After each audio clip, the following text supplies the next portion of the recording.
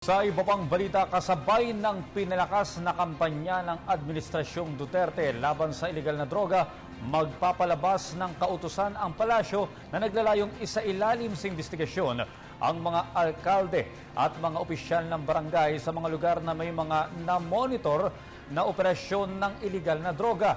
May report si Rocky Ignacio. Magpapalabas ng Memorandum Order Malacanang para sumailalim na rin sa investigasyon ng mga alkalde at barangay officials sa mga lugar na mataas ang insidente ng operasyon ng ilegal na droga. Ayon kay Presidential Spokesperson Ernesto Abella, alinsunod pa rin ito sa pinalakas na kampanya ng Duterte Administration kontra droga.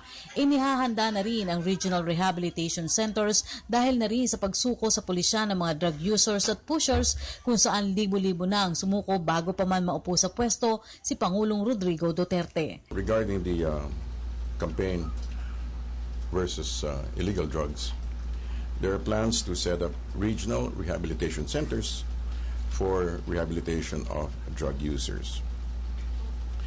Also, a memorandum, a proposed memorandum to barangay captains and mayors of places with high incidence of drugs that they may be investigated for serious neglect of duty if found to have neglected their tasks.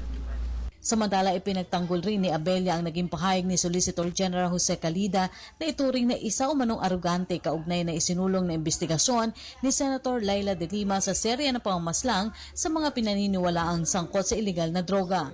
The word is not really arrogant.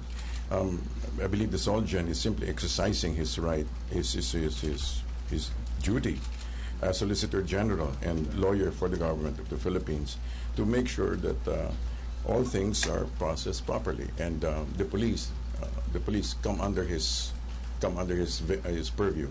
So he was simply speaking for and in behalf of his authority and right to be able to exercise his role.